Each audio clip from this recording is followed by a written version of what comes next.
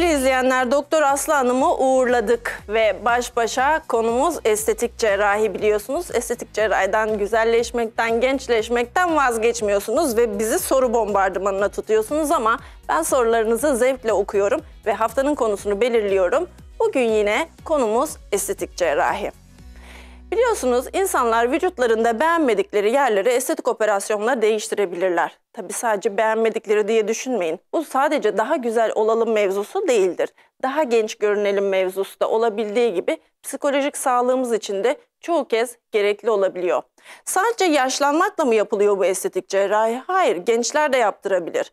Fakat gençler, sakın ha 13, 14, 15 yaşlarındaki gençler böyle sosyal medyada bu filtrelere bakıp burnum şöyle olsun, yanağım böyle kalksın, kaşlarım şöyle biraz yükselsin demeyin. 18 yaşından önce estetik cerrahi kesinlikle yapılmamalı. Önce okulumuzu okuyoruz, vatanımıza, milletimize hayırlı bir evlat oluyoruz, sonra estetik ameliyatları düşünüyoruz, oldu mu? Peki 18 yaşından sonra gençler, tabii ki özellikle siz hepiniz çok güzelsiniz ama gençsiniz ve güzelsiniz. Fakat eğer ki örneğin burnunuzda, yanağınızda, kaşlarınızda ya da vücudunuzda herhangi bir sorun olduğunda, beğenmediğimiz bir nokta olduğunda biliyoruz ki psikolojik sağlığınız etkileniyor. Psikolojik sağlık çoğu kez diğer patolojik sağlık sorunlarına da sebep oluyor. Sosyal hayatınızdaki problemler, özel hayatınızdaki problemler, iş hayatınıza, okul hayatınıza kadar yansıyor. Biliyorum. O zaman tabii ki yaptırabilirsiniz. Biraz burun değişikliği, belki yağ aldırma operasyonları, belki çok kilolusunuz ve bu size biraz problem oluyor. Bunları yaptırabilirsiniz, sorun değil. Fakat estetik operasyonlar nerelerde yapılmalı? Tabii ki hastanelerde yapılmalı. Başka şey mümkün mü? Ama duyuyoruz değil mi? Hepiniz duyuyorsunuz. Hele sizler, yurt dışında yaşayan yurttaşlarımız daha çok duyuyorsunuz. Çünkü bu konuda biraz da kötü reklamımız yapılıyor. Hani ülkemize çok fazla estetik operasyon için yerli ya da yabancı turist geliyor ya. Şimdi estetik operasyonları sakın ha o cerrahi olmayan, ameliyat şeklinde olmayan operasyonları öyle kuaförlerde falan yaptırmaya kalkmayın. Ben de haberlerde görüyorum. Lütfen dikkat edin. Estetik operasyonlar nereye yapılmalı? Nerede yaptırılmalı? Kime yaptırılmalı? Tabii ki estetik cerrahi yaptırmalı. Bir de medikal estetik hekimler var, biliyorsunuz. Onlar da cerrahi olmayan estetik müdahaleleri, yani böyle gençleşiyoruz, güzelleşiyoruz, biraz yüzümüzü kaldırtıyoruz falan ya, enjeksiyonlarla o işlemleri yaptırabiliyorlar, yapabiliyorlar. Dolayısıyla doğru yerde olmaya dikkat edin. Şimdi özellikle biliyorsunuz, şimdi estetik operasyonlar her zaman tercih ediliyor. Hele bu ünlüler, genci, yaşlısı hepsi çok da popüler etti, biliyorsunuz. Ya ne yapıyor bunlar da bu kadar genç, güzel gözüküyorlar? Hangi estetik ameliyatı yapmışlar? Hemen internette araştırmaya başlıyoruz. Ülkemizde de ünlülerin sayesinde bu operasyonlar çok da popüler hale geldi. Ama ne demiştik? Tabii doğru yerde yaptırmak şartıyla estetik operasyonlarınızı yaptırabilirsiniz. Şimdi düğün mevsimi öncesi, yaz öncesi çok da popüler estetik operasyonları yaptırmak. Şimdi düğünlerde da gerek kalmıyor. İnanın, saç ekiminden estetik olarak bütün ameliyatlarınızı ya da küçük dokunuşlarınızı yüzünüze yaptırdığınızda zaten düğüne de hazır oluyorsunuz. Düğün öncesi operasyonlar çok meşhurdur bizim kliniklerimizde ve hastanelerimizde. Moda artık düğün öncesi estetikler, biliyorsunuz. Şimdi estetik cerrahi ile ilgili birçok soru sormuşsunuz.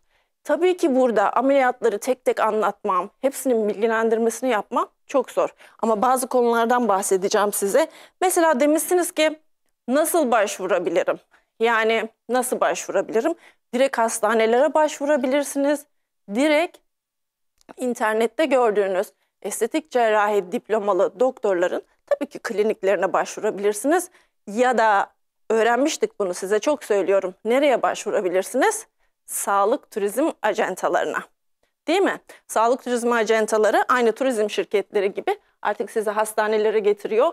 Tüm uçaktan tekrar dönüşünüze kadar, evden alış ve eve dönüşe kadar her şeyinizi karşılıyorlar. Aynı otelcilik hizmetleri gibi hastanecilik hizmetleri de var.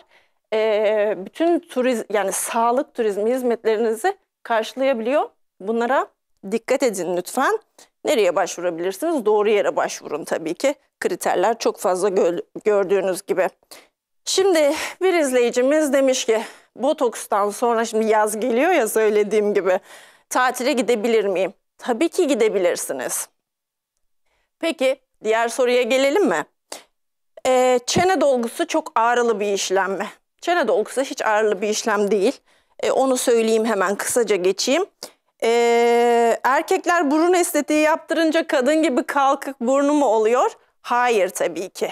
Erkeklerde öyle feminen görüntü yapılmaz. Erkeklerin çok hafif böyle biraz kusuru bırakılır biliyorsunuz. Onun için estetik cerrahlar zaten dikkat ediyor, merak etmeyin. Öyle erkeklere okka burun yapılmıyor.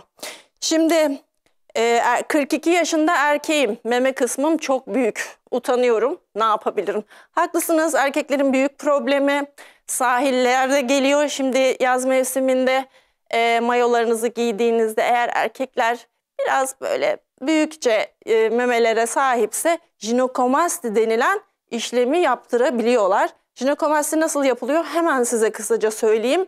Liposuction, yani yağ alma şeklinde yapılıyor. İkincisi de içerideki cerrahi olarak meme dokusu alınıyor. Ve hemen son sorunuzu cevaplayayım. Çok merak ediyorsunuz hanımlar. Çok da soru soruyorsunuz bu konuda. Vajinoplasti ameliyatlarını kimlere yaptırabilirim? Sadece estetik cerraha mı yaptırmalıyım? Hayır. Kadın doğum uzmanlarına yaptırmalısınız. Çok muzdarip olduğunuz bir konu biliyorum. Yaşlanmayla birlikte ve birkaç çocuk, özellikle normal doğum yaptıktan sonra kadınların büyük derdi.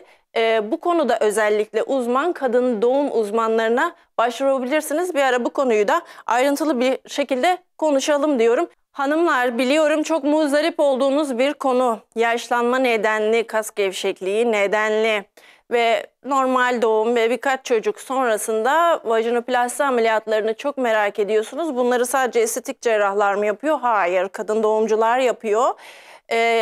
Bunu bilin. Hatta kadın doğumcuların hepsi bile yapmıyor. Jinekologlardan bahsediyorum kadın doğumcular derken, bir yandan da jinekolog da diyelim tabii, doğru kelimeyi söyleyelim. Jinekologlara ve bu konuda özel eğitimli jinekologlara başvurun lütfen.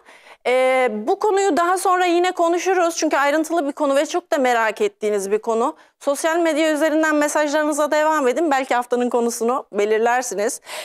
Son bir soru yapalım mı? Hemen yağ aldıracağım, ölüm haberlerini duyuyorum, çok korkuyorum. Yok canım, sizde.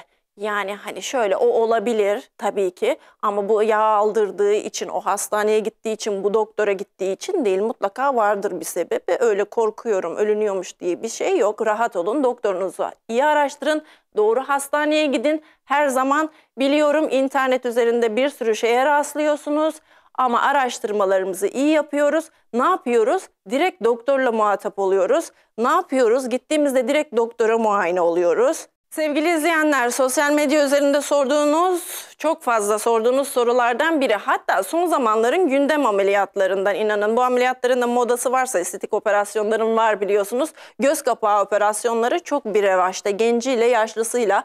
Biliyorum size yorgun ifadeyi gösteren herhalde en önemli unsurdur göz kapakları. Göz kapağı ameliyatları, bırakın yorgun ifadeyi, bırakın yaşlılık ifadesini, aslında çok ciddi bir görme sorunu oluşturuyor. Yaşın ilerlemesiyle birlikte göz kapaklarınızın düşmesi, evet, görme alanınızı daraltan bir şey. O yüzden evet, daha genç görünüm için, evet daha fresh bir görünüm için, evet güzellik için, evet görme alanınızı değiştirmek için göz kapağı ameliyatları olabilirsiniz. Üst göz kapağı ameliyatları, alt göz kapağında da şimdi inanın hiç iz bile belli olmuyor.